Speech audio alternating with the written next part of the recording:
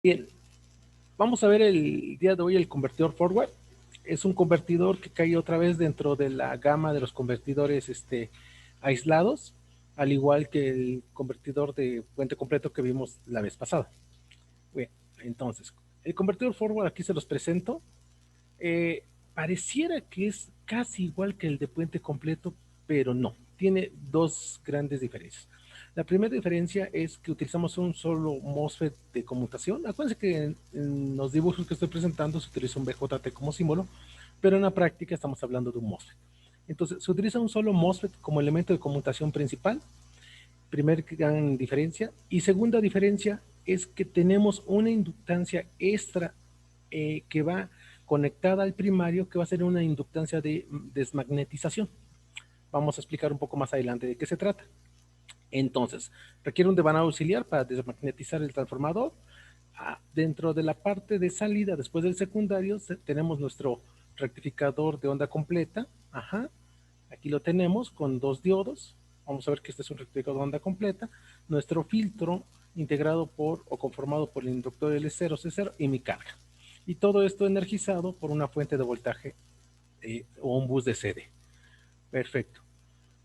Una vez que ya hemos visto eso, vamos a esta otra, está mejor. Aquí tenemos un resumen. ¿Cómo trabaja en forma rápida el convertidor forward? El convertidor forward trabaja de la siguiente manera. Tengo dos modos de operación. El modo 1, cuando el MOSFET conduce. Aquí lo tenemos marcado. Cuando el MOSFET conduce, entonces se energiza la inductancia del primario y por lo tanto se induce una corriente en el secundario y a su vez un voltaje, de acuerdo a la marca que hemos platicado. Como el flujo de corriente en el secundario es de la forma que estoy marcando en esta parte, pues entonces el diodo 2 conduce y tenemos flujo de energía hacia el inductor, capacitor y carga. Y lo que estaríamos viendo en este momento, en el modo 1, la vamos a marcar aquí como modo 1, lo que estaría sucediendo es que en el modo 1 el MOSFET conduce, que sería este intervalo de tiempo de aquí a acá, la inductancia en el transistor, en el MOSFET, pero la corriente en el MOSFET, pues es la misma corriente que la del inductor primario, por lo tanto veo una corriente que crece linealmente de esta forma, ¿sí? Porque estoy energizando una bobina y cuando el MOSFET conmuta, entonces esta corriente cae drásticamente a cero, ¿sí? Ahora, en el modo 2, ahí le dejaremos tantito, estamos apenas hablando de esta parte. En el modo 2, el MOSFET lo mando a bloqueo, es decir, a que no conduzca, por lo tanto se corta el flujo de corriente por la inductancia del primario que tengo aquí, y por lo tanto, como hay un corte brusco de corriente en el inductor, ya hemos platicado que por propiedades del inductor, el campo magnético se va a colapsar. ¿Qué quiere decir colapsar? Que si antes yo tenía una polaridad más menos de esta manera, más menos así, ahora voy a tener una polaridad menos más instantánea. Entonces, el menos se va a la marca, menos más. Y entonces se ve clarísimo con el flujo de corriente ahora viene de este lado y hace que conduzca el diodo que está aquí, que sería el diodo de marcha libre, de FW, y por lo tanto el flujo de corriente seguiría entregando esto en forma instantánea. ¿Cuál es la diferencia de esta parte de, de flujo de corriente en el modo 2 con respecto al flujo de corriente del modo 1? Que el flujo de corriente que yo veo en el secundario depende de la energía que está entregando la fuente de voltaje, inductancia primaria y transistor. Y el flujo de corriente que yo veo en el secundario en el modo 2 únicamente va a depender de la energía que almacenó el inductor primario en el modo 1 y que esta energía, dado que este transistor ya no está en bloqueo, esta energía se va a extinguir. Por eso es que hablo de un flujo de corriente instantáneo, es decir, empieza a decaer este flujo de corriente aquí. Ajá. Entonces, si eso yo lo traslado a mis formas de onda, yo vería que en el modo 2 el MOSFET no conduce y la corriente en el transistor cae bruscamente, entonces cero y así continuamente. Entonces tendríamos corriente cuando el MOSFET conduce, cero cuando el MOSFET no conduce y sucesivamente. ¿Y qué sucede con la corriente en el diodo de marcha libre? Esta que está acá. ¿Sí? Podríamos dibujar todas, aquí no tenemos todas, pero lo podríamos hacer. Bueno, lo que va a suceder en la corriente del diodo de marcha libre, aquí lo tiene. Para entender mejor qué sucede con esta corriente, vamos a dibujar, ajá, vamos a dibujar la corriente del diodo 2. Solamente existe corriente en el diodo 2 cuando el MOSFET conduce, véanlo. Cuando el MOSFET conduce, hay corriente en el diodo 2, dado que se energiza por el secundario. Entonces, solamente cuando el MOSFET conduce, hay corriente en el diodo 2, que aquí la vamos a dibujar de una vez. Perdón, aquí la vamos a dibujar de una vez. Corriente en el diodo 2. ¿Cómo es esta corriente? Pues esta corriente, vean que el flujo de corriente que se establece aquí depende del flujo de corriente que se establece en el primario. La corriente en el primario es de esta manera, de acuerdo a la marca. La corriente en el secundario es de esta manera. Así es. Y esta corriente, entonces, es una corriente que va a crecer. ¿Por qué decimos que crece esta corriente? Porque la corriente del primario está creciendo. Acuérdense que estoy energizando la bobina. Entonces, la corriente en el diodo 2, que es esta, yo vería una corriente que hace algo así, crece. La voy a poner más grande, nada más para diferenciarla, para que no se me... No quiere decir que sea mayor, simplemente la pongo más grande.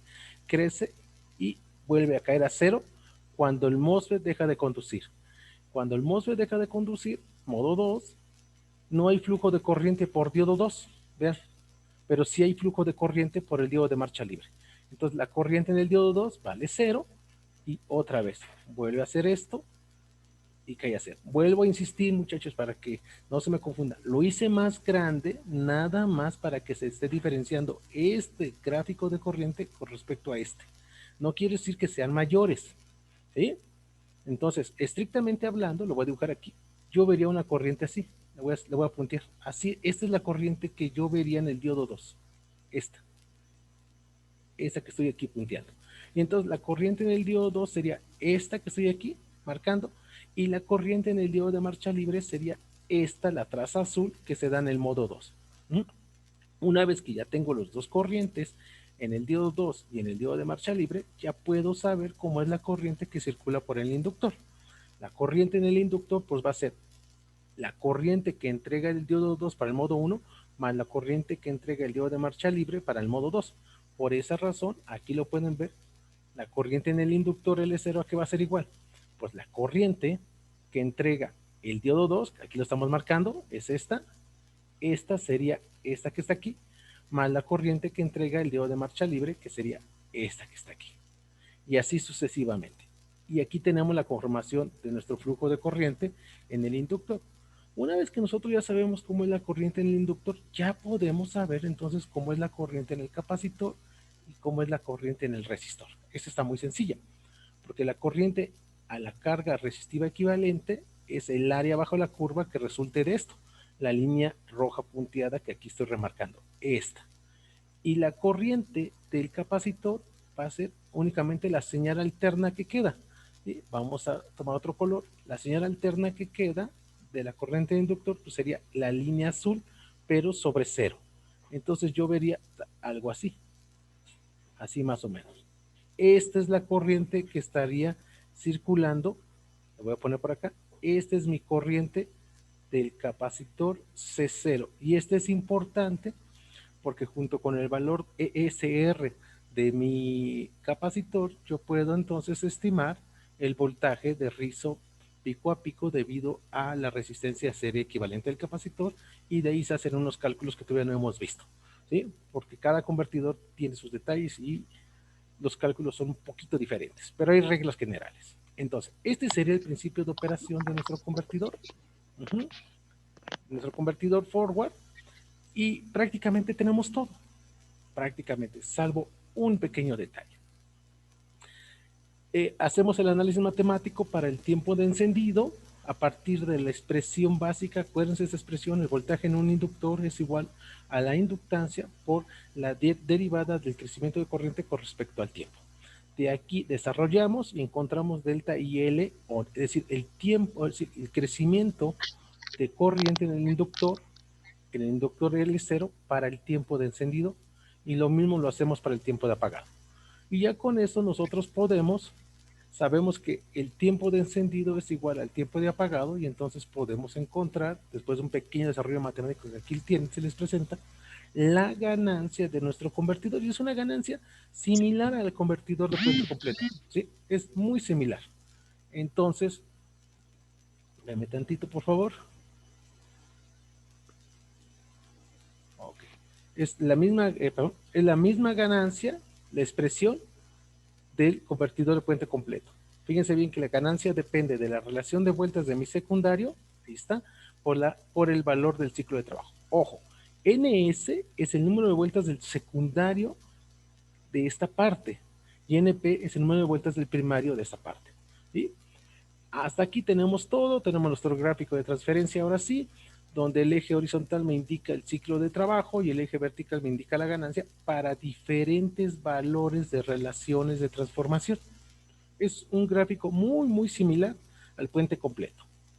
¿Cuál es la diferencia? Que aquí nada más vamos a usar un solo transistor y en el puente completo yo necesito 4 transistores. Aquí nada más necesito uno, pero necesito resolver un problema.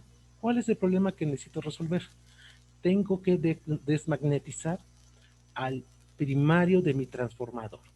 ¿Por qué razón? Porque cuando yo energizo el primario del transformador, dado que Q está en on, entonces el inductor del primario almacena energía, ¿sí? O flujo magnético.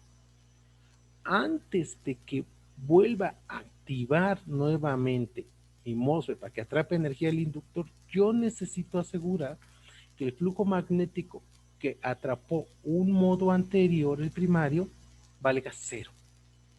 ¿Sí? Porque si no, se va a ir acumulando el flujo magnético y se va a dañar nuestro transformador en la parte del primario.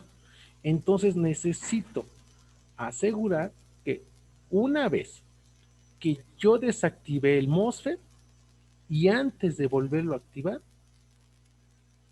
el flujo magnético que estaba circulando por el inductor primario valga cero. ¿Cómo logro desmagnetizar? Para eso sirve este circuito auxiliar que tenemos aquí.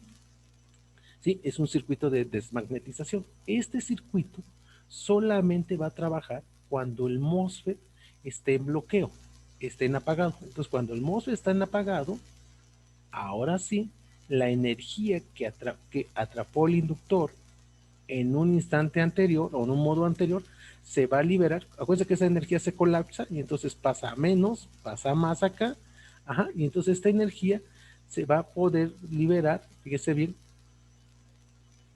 por acá, por el diodo de marcha libre, este diodo D1. Uh-huh. Y con esto logramos desmagnetizar. Se los voy a explicar de otras palabras, a ver si así me los queda un poquito más claro. Con esto logramos eliminar, resetear el flujo magnético del primario en el modo 2, y el modo 2 es cuando el MOSFET está en bloqueo. Uh-huh. Entonces, ¿cómo se calcula ese valor de inductor de reseteo? Bueno, pues parto de la fórmula básica de flujo magnético, y el flujo magnético en todo instante va a ser igual al número de vueltas de mi inductor bajo análisis por la corriente que está circulando, en este caso por un delta IP, es decir, un incremento de corriente del primario. ¿Sí? Entonces, el flujo de magnético ganado, que le vamos a llamar ganado, es igual al número de vueltas del primario por el delta IP, donde IP es la corriente del primario. Uh-huh. Pero ya nosotros sabemos que el delta IP la puedo relacionar en un inductor. Acuérdense de esta fórmula, déjenme buscar, ahí está. Delta IP, si esto lo aproximo a un incremento, delta IP aquí va a ser igual a voltaje por el delta T entre L0. Entonces, yo lo puedo manejar de esta manera, y entonces el flujo magnético ganado es igual a las vueltas del primario por el voltaje de entrada por el tiempo que se mantiene encendido el MOSFET entre la inductancia del primario. Este sería por un lado. Por el otro, el flujo que libera el transformador, que se va a la inductancia desmagnetizante, entonces también es la misma fórmula, pero ahora sería el número de vueltas de la parte de inductancia desmagnetizante por el incremento de la corriente de la inductancia desmagnetizante. ¿Sí? La diferencia sería este valor. Nuevamente aplico la definición de voltaje de inductor, sustituyo, y entonces el flujo magnético que va a liberar, pues va a ser el número de vueltas de mi inductor desmagnetizante por el voltaje de entrada, por el tiempo que va a tardar en desalojar ese flujo magnético, en liberarlo, entra en la inductancia.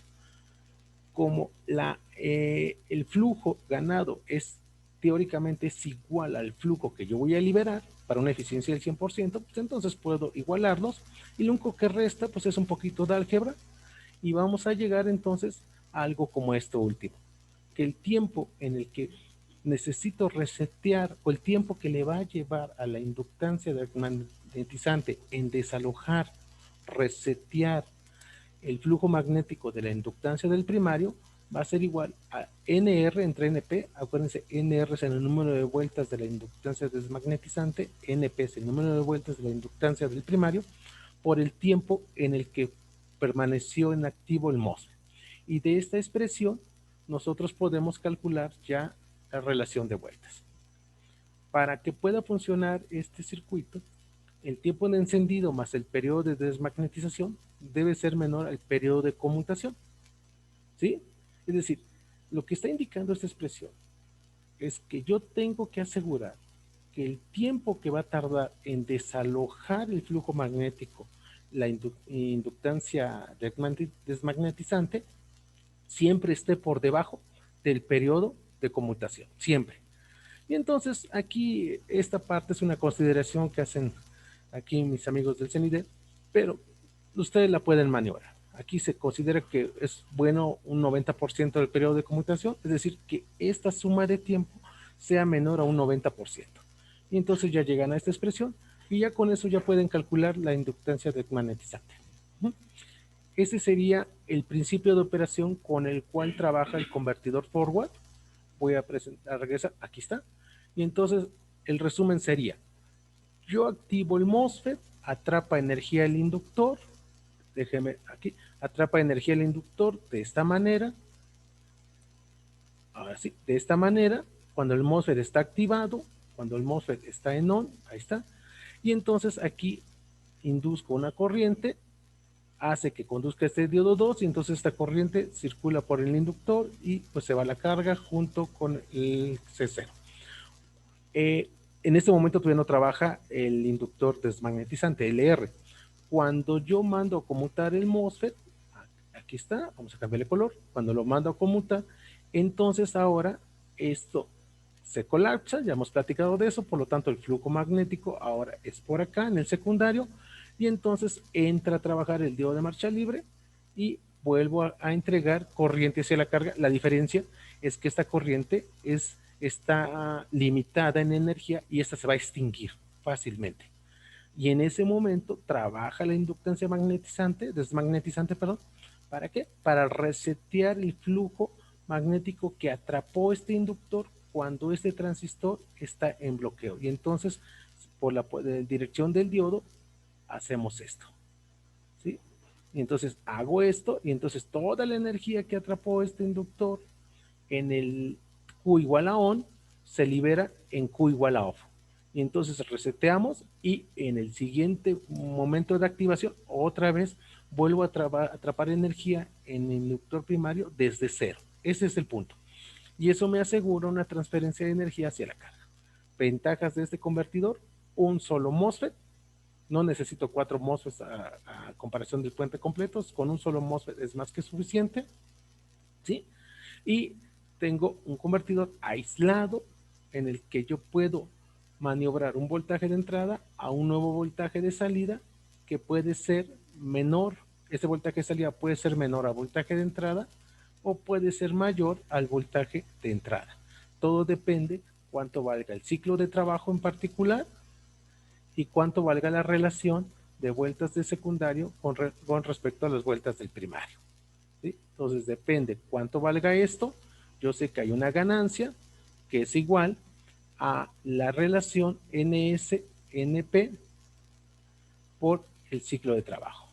Y esta es la expresión de ganancia que es parecida a la relación de ganancia del puente completo. La diferencia en el puente completo es que hay un factor de 2, ¿sí? Pero aquí únicamente vamos a utilizar un solo MOSFET. Bueno, una vez que ya tenemos entendido cuál es el principio de operación del convertidor nuevo que estamos estudiando, entonces lo que sigue es realizar el análisis de circuital y matemático para poder encontrar las ecuaciones de diseño. Aquí ya les pongo, por ejemplo, cómo se calcula L0, esta es su ecuación de diseño, donde hay cosas ya bastante conocidas. Que delta I L0, pues es el rizado o componente ondulatoria de corriente que deseamos que esté circulando por L0. Acuérdense que para convertidores en modo continuo, este delta I L0 se recomienda que ande entre el 20 al 40% de la corriente promedio que va a circular por el inductor L0. Y la corriente promedio que circula por el inductor L0 es la corriente CD que yo quiero entregar a la carga, algo que ya hemos platicado. ¿Sí? El cálculo del capacitor, aquí se los presento, ahí está todo el desarrollo. Lo que nos interesa a nosotros ya para esta plática es la fórmula para calcular el capacitor. Nuevamente es una fórmula bastante conocida, ¿sí? Tenemos el análisis de los esfuerzos que realiza tanto el MOSFET como los diodos en voltaje y corriente. Y entonces, por ejemplo, el máximo voltaje que va a soportar el capacitor, pues siempre va a ser el voltaje de salida. Entonces aquí se recomienda seleccionar un capacitor comercial con un voltaje de soporte ligeramente mayor al voltaje de salida. Tenemos también el cálculo de la corriente promedio en el MOSFET, ¿sí? Y la corriente promedio en el MOSFET va a ser igual a la corriente que yo requiero entregar a la carga por el ciclo de trabajo, por la relación de vueltas. Y esta expresión ustedes ya la conocen. Si no hay nada nuevo, no era necesario hacer todo ese desarrollo. Ya sabemos, ya les he dicho, que la corriente en cualquier convertidor, si yo veo el convertidor como una cajita, ahí está, aquí está mi convertidor CD-CD, el convertidor que ustedes quieran, el BUC, el BOS, el BUC-BOS, el CEPI, todos los que hemos visto. Si acá hay un voltaje de entrada, pues acá hay una demanda de corriente de entrada. ¿Sí? Si acá hay un voltaje de salida, pues entonces aquí yo entrego una corriente de salida. Y si este convertidor tiene una ganancia MCD, ya les he demostrado una fórmula que la corriente de entrada va a ser mayor, dependiendo de la eficiencia, al valor de ganancia CD por la corriente de salida. Y si ustedes analizan esta fórmula con esta parte, recordando que la ganancia en este convertido, esta en particular, es igual al ciclo de trabajo por la relación de vueltas. Entonces sustituyan esta parte, la tienen aquí y tienen esta expresión que ya la habíamos visto. Por eso les decía que esta expresión que les desarrollé es importantísima, porque sin saber todo el principio de operación del convertidor, ustedes fácilmente, con simplemente dos datos, la corriente de salida y la ganancia, pueden calcular o estimar en forma muy aproximada qué corriente de entrada va a estar trabajando su convertidor. Bueno, entonces ahí tenemos el valor de corriente promedio, también podemos tener el valor de corriente pico en el interruptor, ahí está la fórmula. Analizamos también el voltaje, en este caso es el BDSQ, el voltaje, perdón, pico que se va a dar en el MOSFET, este es el promedio, perdón, el voltaje promedio que va a desarrollarse en el MOSFET, la corriente en el diodo, es decir, podemos ya tener todo, tenemos todo el desarrollo de todas las expresiones. Procedemos a un ejercicio. Aquí lo que me interesa del ejercicio no es estar explicando el ejercicio en sí, sino el tip de diseño. El tip de diseño está aquí. Fíjense bien, el ejercicio nos pide que a partir de 180 volts obtengamos un voltaje de salida de 48 volts a una potencia de salida de 30 watts, con un rizo de 500 milivoltios, un delta I0 de 20% de I0, es decir, que esto está trabajando en modo continuo y a 50 kHz. Ok, yo necesito calcular el valor de C0, el valor de L0, el valor de inductancia de secundario, primario y desmagnetizante, o la relación de vueltas de secundario a primario y la relación de vueltas de LR a inductancia primaria. ¿Cómo lo hacemos? Bien, de la fórmula de ganancia desarrollada, la fórmula de ganancia es igual al ciclo de trabajo por la relación de vueltas. De aquí despejamos la relación de vueltas. Ahí está. Y tengo esta primera expresión. Fíjense que aquí tenemos un detalle. Yo tengo que calcular la relación de vueltas secundario-primario, pero también tengo que calcular el ciclo de trabajo. Pues voy a recordar un poco la teoría del convertidor de puente completo. Y del puente completo encontramos que el ciclo de trabajo debe de estar no más allá del 50%, es decir, menor al 50%. ¿Para qué? Para evitar cortocircuitos entre las diferentes ramas. Entonces lo que vamos a hacer de esta expresión es vamos a partir de un ciclo de trabajo del 50%. Yo parto de un ciclo de trabajo del 50% y en el momento que sustituyo aquí el 50%, ya puedo calcular esta relación de vueltas. Entonces sustituyo y calculo la relación de vueltas y me da 0.533. Ahora, esta relación de vueltas me indica cuántas vueltas de secundario van a existir por cada vuelta de primario. Por lo tanto, este número no tiene que ser en varias cifras decimales, tenemos que redondearlo. Y entonces aquí lo que conviene, como se dice aquí, para facilidad de construcción, lo que conviene es que nosotros ajustemos, elijamos esta relación de vueltas a un valor de fácil implementación. Yo no podría implementar 0.53 vueltas por cada vuelta, hablo de secundario, 0.53 vueltas de secundario por cada vuelta de primario. Eso no es lógico. ¿Sí? Lo que sí puedo decir es que puedo implementar 0.5 vueltas de secundario por cada vuelta de primario. Oiga, pero soy como hace 0.5, escalo. 0.5 vueltas de secundario por cada vuelta de primario quiere decir que voy a dar una vuelta del secundario por cada 2 vueltas del primario. Analícelo. Y entonces, el de 0.53 elijo un valor cómodo cercano a 0.53, que es 0.5. Y con este 0.5 como relación de vueltas, regreso a la expresión, despejo el ciclo de trabajo, ahí está. Y ahora sí ya tengo la relación de vueltas que obtuve de acá, y ahora sí recalculo el ciclo de trabajo y me sale de 0.533. ¿Cuál es la diferencia? Que el ciclo de trabajo, yo como este lo voy a generar con un circuito PWM a partir de un circuito digital, sin ningún problema yo puedo ajustar el ciclo de trabajo a las cifras significativas que yo desee. Es más fácil ajustar el ciclo de trabajo que estar ajustando la relación de vueltas. Esto es importantísimo.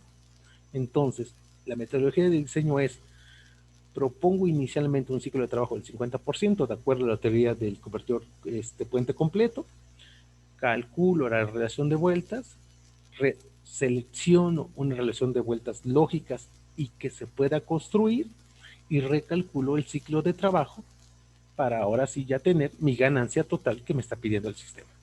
¿Sí? Ese sería. Y con la fórmula que les presenté hace un momentito del tiempo de reset, que aquí se las vuelvo a presentar, entonces sustituimos en la relación de vueltas de la inductancia desmagnetizante con respecto a la de primario, y entonces vean que sale esta expresión, y esta relación depende únicamente del ciclo de trabajo. Aquí está. Como el ciclo de trabajo yo ya lo calculé adecuadamente, sustituyo y ya tengo la relación de vueltas de bobina desmagnetizante contra primaria. Que eso es la parte más importante, o digamos, la parte diferente a todo lo que hemos visto anteriormente. Y lo que sigue es cálculo de inductor con la fórmula, cálculo de capacitor con la fórmula, análisis de esfuerzos, voltaje, corriente con los elementos. Y bueno, esta parte ya la hemos estudiado bastante. Ya lo que sigue ya es, yo creo que más sencillo. Me interesaba detallar esta parte. Una vez que tenemos esto entendido y que están ya todos los cálculos adecuadamente, pues lo que procede es que realicemos una simulación de este circuito en un simulador. Para nuestro curso estamos utilizando el ETSPICE, pero no es el único, y comprobemos todo lo que hemos platicado y principalmente cuál es la función ya en simulación de esta inductancia desmagnetizante, que es la que vamos a revisar en un momento más. Entonces pasaríamos a la parte de simulación para verificar todo lo que estamos platicando.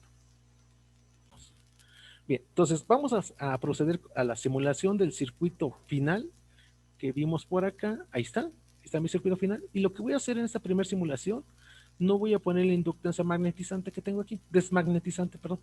Ahí está. Y vamos a simular este circuito. Ya todos los valores ya están propuestos, estoy aquí, todos los valores están propuestos. Y entonces lo primero que voy a verificar pues es el tiempo de conmutación. Ahí está mi señal PWM, ¿sí? Lo tengo para, ok, entonces déjeme para que sea más rápido. Déjeme deshabilitar el punto step. El punto step lo estoy poniendo para variar la corriente del primario, y en este caso la corriente del primario, la hago acá, perdón, aquí. La corriente del primario la voy a dejar en 25 milihenrios. Ahí está. Ok, ahí está. Volvemos a simular. Ahí está. Ajá. Mientras simula, acá también voy a preparar el circuito. Después lo activamos y aquí ponemos 25 milihenrios, que es la inductancia del primario. Ahí está. Perfecto. Entonces estoy en aquí y pues veamos cómo está primero. Estas son mis, voy a agarrar esta, con eso es suficiente. Estas son mis formas de onda de mi señal PWM que manda activar, desactivar mi MOSFET. Veamos cómo es la corriente que circula por bueno, primero veamos el voltaje de salida. Yo estoy esperando 48 volts, ahí tengo un voltaje, ahorita no vamos a poner, bueno, vamos a sacar el cursor para que no se vea, se verifique mejor. Ahí está, miren, ahí está su voltaje, salía 46.2.3 y luego vuelve a caer ligeramente a 45, por aquí anda, como por aquí, 45.9, para efectos prácticos 46 volts, pero 48 volts, está trabajando bastante bien el convertidor, ¿sí? Entonces corroboro que está el voltaje de salida. Luego vemos con más detalle este voltaje. Lo que me interesa ahorita es, ojo por favor, voy a graficar la corriente en el primario. ¿Sí? Aquí. Ahí está mi corriente en el primario. Entonces procedo a quitar el voltaje y me quedo nada más con la señal PWM para verificar dónde está activándose el MOSFET y la corriente en el inductor primario. Veamos, cuando el MOSFET conduce, vamos a hacerlo así, cuando el MOSFET conduce, traza verde, aquí está, perdón, es esta, cuando el MOSFET conduce, ahí está, y aquí es cuando el MOSFET no conduce. Entonces, ¿por qué sale al revés?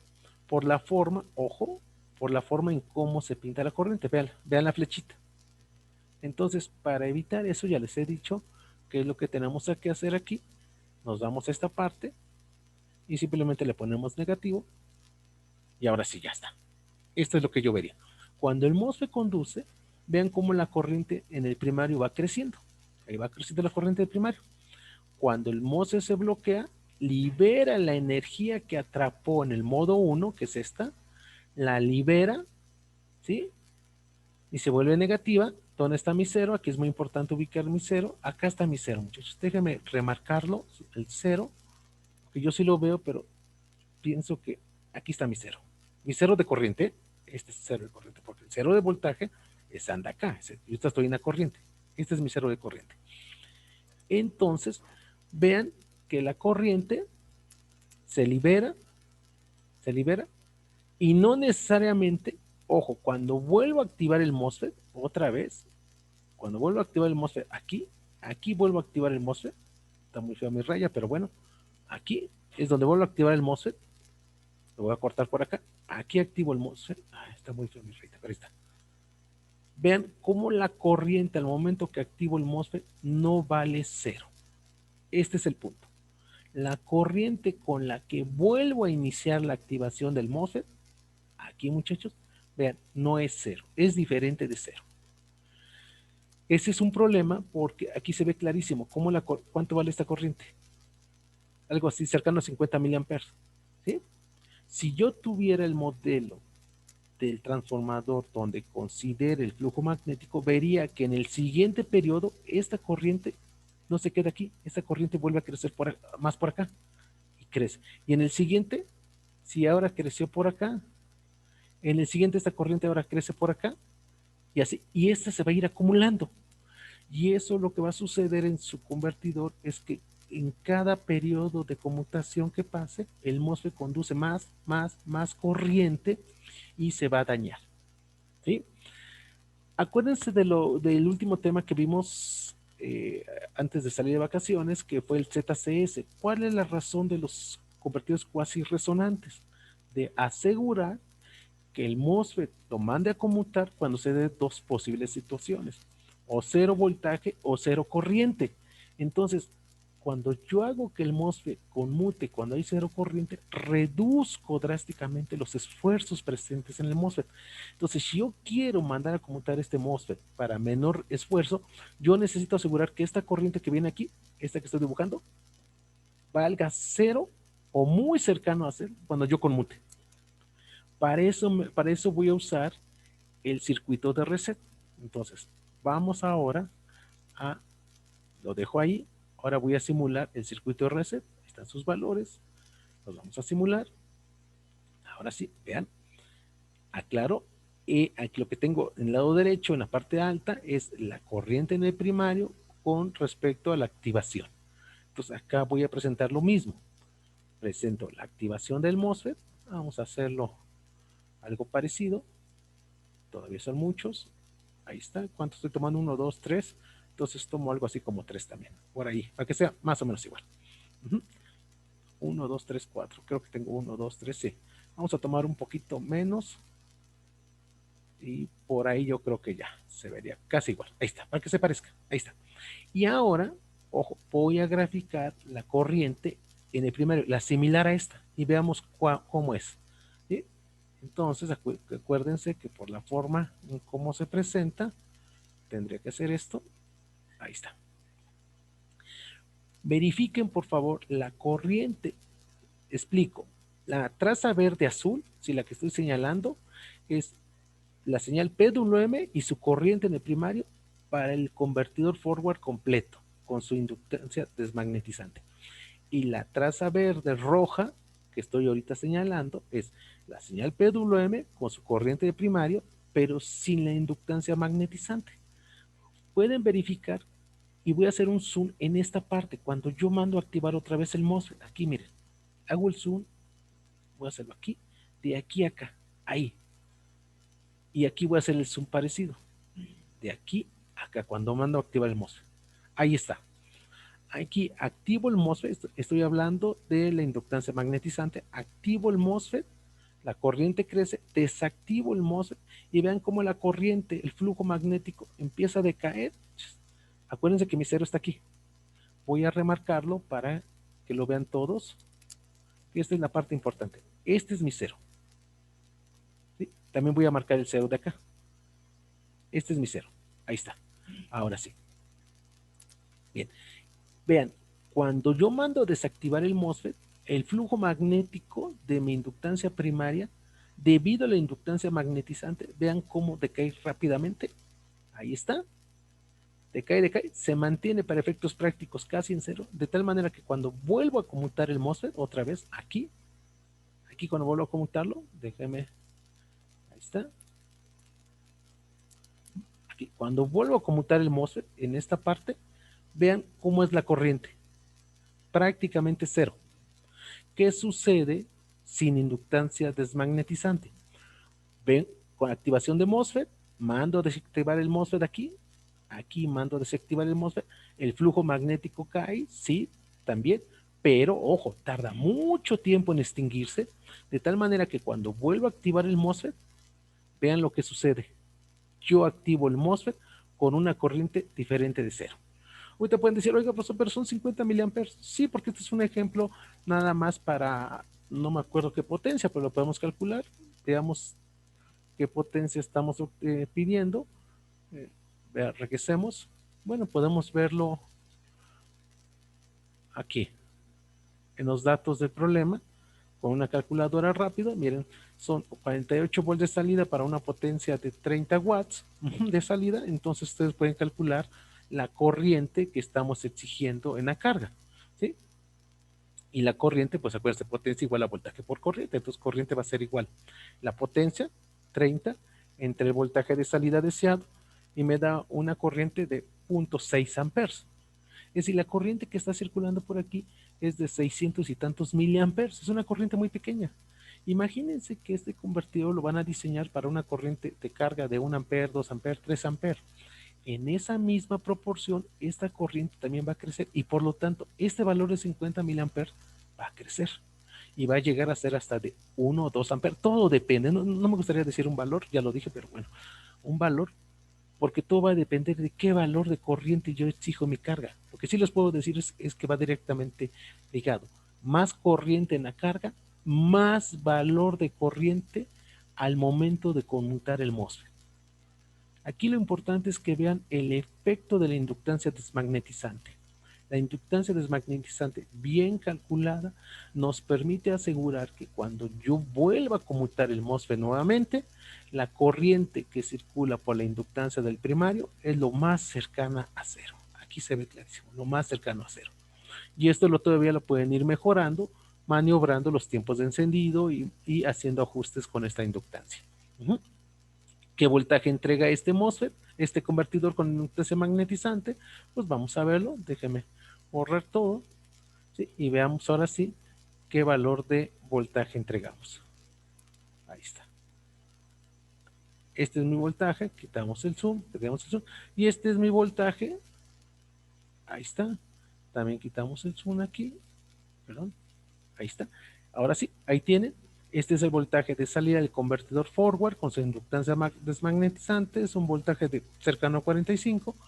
Podríamos verlo aquí, ya sea que lo quieran ver con el cursor. Ahí está, 40 y tanto. O nos evitamos problemas y activamos el módulo de medición. Acuérdense que se mide el voltaje RMS, 44.7 volts en esta parte. Y aquí 44.7 y acá tenemos 45.82. ¿Sí? Valores muy similares. Y entonces estamos corroborando, en principio, que el convertidor está trabajando y cuál es la función de la inductancia desmagnetizante que se pone en este convertidor. Y esto es muy importante porque ahora sí vamos a ver algo, ya un poquito más detalle. Ahora voy a graficar el voltaje drain fuente, los esfuerzos de voltaje en el MOSFET. Ojo con esto, este es el esfuerzo de voltaje drain fuente en el MOSFET y acá voy a hacer lo mismo. Voy a graficar el voltaje drain fuente, ahí está.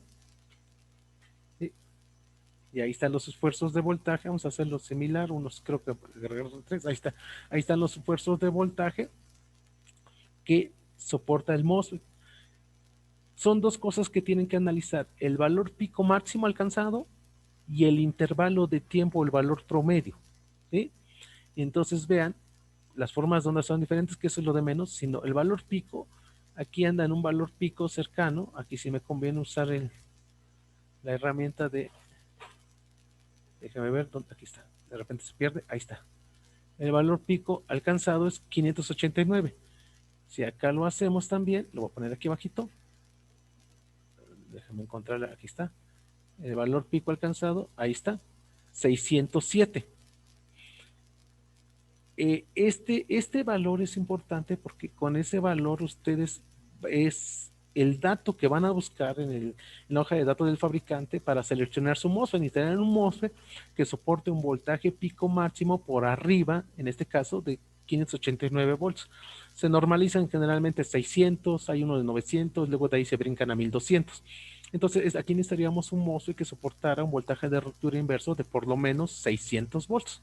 Acá son 607, si dejamos el de 600 volts de valor comercial, pues ahí con el tiempo se iría calentando. Es muy poco, ¿sí? Pero ahora vamos a ver otro dato. El valor promedio de esta forma de onda. El valor promedio aquí lo tienen, ¿sí? Estamos hablando de 155 volts. En promedio, este MOSFET con la inductancia desmagnetizante necesito un MOSFET que soporte un voltaje de ruptura de 600 volts y voltajes average, voltajes promedio de 155 volts. ¿Y qué sucede sin la inductancia desmagnetizante? Ah, pues entonces ahí lo tiene, 154. En esencia el valor promedio es el mismo, lo que cambia es el voltaje pico. ¿Sí? Insisto, este es un convertidor para este primer ejemplo con valores pequeños. Podríamos hacer un convertidor que entregara los mismos 48, pero que exigiera, por ejemplo, 10 amperes, que hubiéramos entregado 5 o 10 amperes a la carga y van a ver, podemos verificar cómo estas corrientes en el primario se empiezan a disparar y los esfuerzos de voltaje en el MOSFET también se empiezan a disparar. Entonces, para sirve este tipo de herramientas para poder preanalizar antes de irnos a un armado o ya un diseño físico, cuáles van a ser los esfuerzos de voltaje, corriente en los MOSFET y en los diodos. Todo ustedes lo pueden saber. Aquí está la corriente del diodo. Yo podría en ese momento saber cuál es la corriente promedio y la corriente RMS que va a soportar cada diodo. De igual manera acá, ¿sí? Podría saber cuál es la corriente promedio y la corriente RMS. Y así para cada elemento. Bueno, con esto tendríamos el comparativo y el cómo y para qué funciona el circuito de reset o de inductancia desmagnetizante que estuvimos platicando.